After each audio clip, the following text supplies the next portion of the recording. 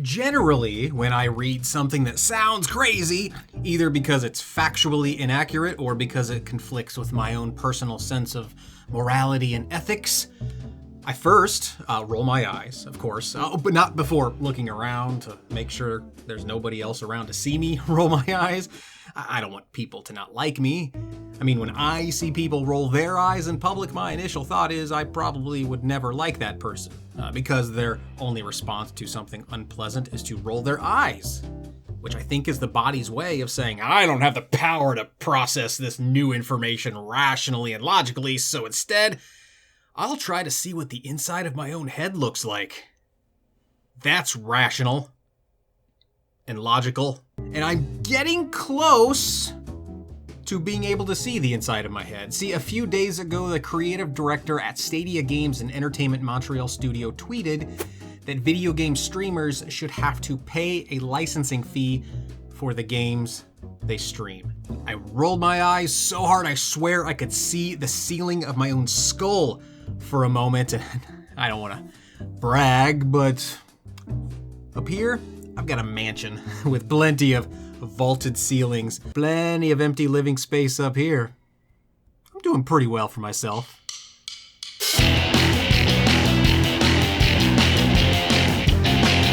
Before I go any further in this video, please consider subscribing to this channel. I make weekly-ish videos about video games, including reviews and humorous skits.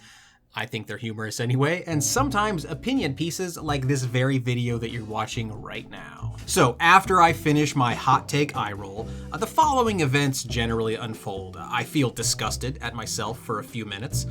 Then I tell myself, I'm better than that, Caleb. Come on, I'm not the type to dismiss seemingly crazy opinions outright like that. And finally, I do some research into the opinion that prompted the eye roll to begin with.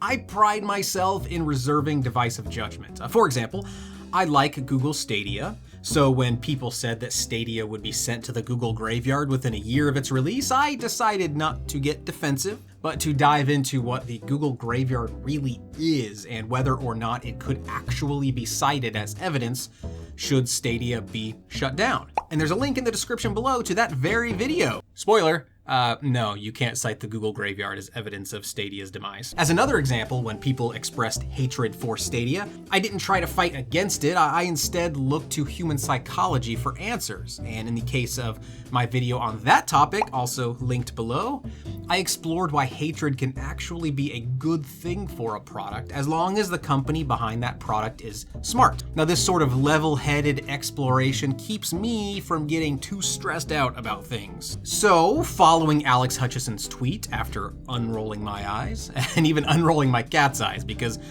the tweet seemed so crazy that even my cat was angered.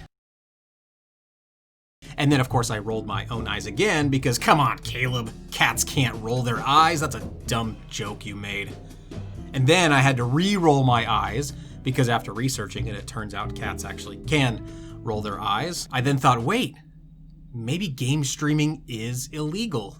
First off, I'm not a lawyer. I know the vaulted ceilings up in my head imply that I make as much money as a lawyer, but I'm not one. So I am basing a lot of what I say here on research done by smarter people than me. Specifically research gathered by PC Gamer. I've linked an especially helpful article in the description below. So I believe that most of the initial anger from gamers stemming from Hutchinson's comment is due to the history of mutual respect that the game industry seems to have with its players in general, of course. Games are meant to be fun.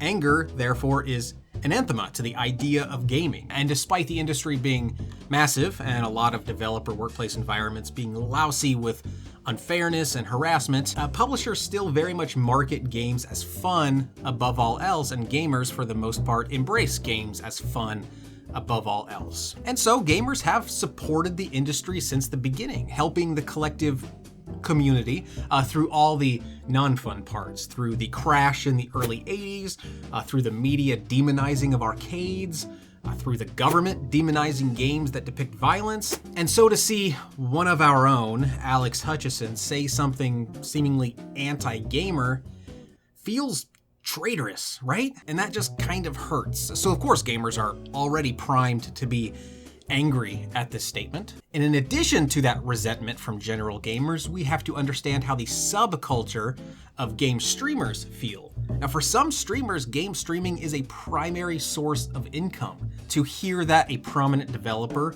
would like to see those streamers lose that source of income probably feels to them like a very personal attack. So gamers are, I think, rightfully angry on multiple fronts, but legally speaking, are streamers doing something illegal when they stream games? The short answer is probably. PC Gamer's Tyler Wilde has concluded that it's true that without a written license, streamers don't have any legal right to stream someone else's video game, for the same reason they don't have a legal right to stream whatever movies or songs they want.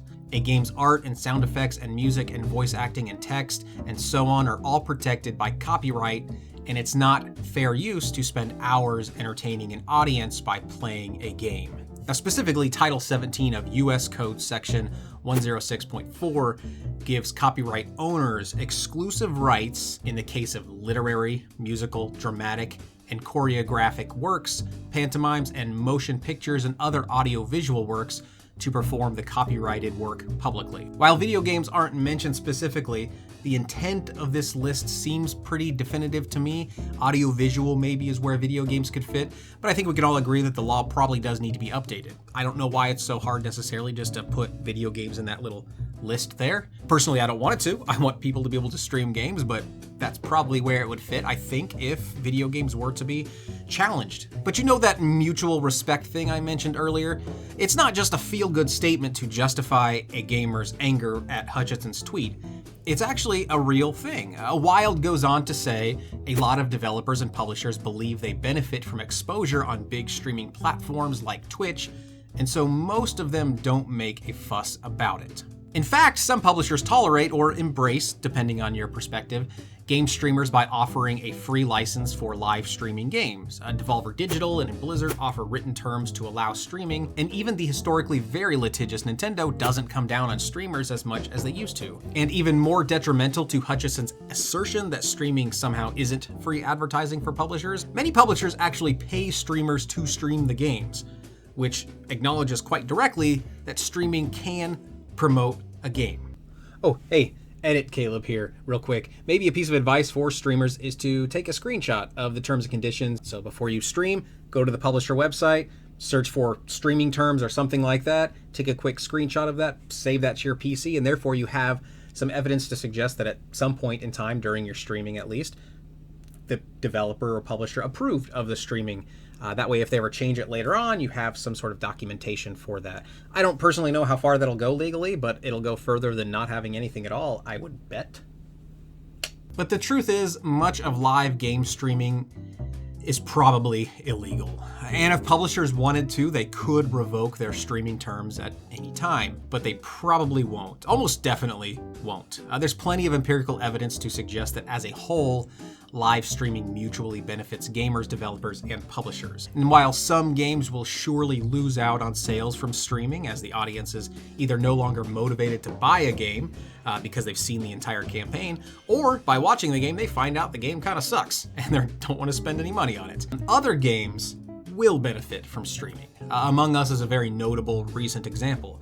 That's a game that lived in obscurity since its launch in 2018, only to become a massive success in 2020 after some high-profile streamers streamed the game. Among Us has reportedly earned $3.8 million in sales over the recent months.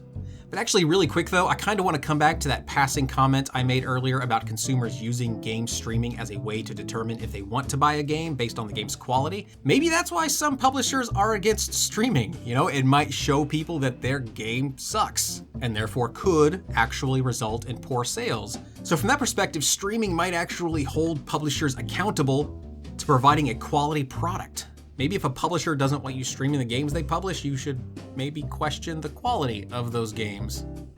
As I said, I'm not a lawyer, and I'll assume you aren't either. I mean, why would you be watching this if you were a lawyer? You've got lawyering to do. So from the perspective of our shared ignorance, it seems obvious that game streaming is a net positive. It also seems obvious that the act of watching a game played by a personality you like while chatting with other fans while that personality talks over the game is inherently a different experience than just playing the game by yourself. And in this way, this very important way, game streaming seems not so much like it infringes upon the gaming market, but instead acts as an entirely different yet complementary component. Now, I'd be irresponsible if I didn't also mention that there are some questionable aspects of Alex Hutchinson and his offending tweet. For example, the background of his Twitter profile is used without permission, which seems quite hypocritical considering the context of his tweet. He says gamers should be responsible for the licensing fees that he argues in favor of, when really it should probably be the platforms paying those fees. At least that's how it works with music venues who allow cover bands to play, anyway. And Hutchinson asserts that licensing fees would make their way to the creators of the games, when in reality it's safe to assume that this revenue stream would make its way directly to the pockets of the publisher CEOs and other officers, and would never make their way down to the creators themselves. I just don't buy that. But all that distracts from my main points, so I've ignored digging into them, and that's not really the point of this video. And those main points of this video are streaming is probably illegal, but streamers should keep streaming. My cat is capable of rolling her eyes, which is crazy, and my cat is probably rolling her eyes at me right now, just because I'm talking. I think cats just think humans talking is stupid, to be honest. So I have a lot to think about. Oh, one more thing I forgot to mention, probably because of my brain missing all those head parts. Consider subscribing to this video if you've gotten this far into it. You must have gotten something positive out of watching this video, right? So please click the like button, hit that bell notification icon while you're at it, and consider subscribing for more videos just like this one.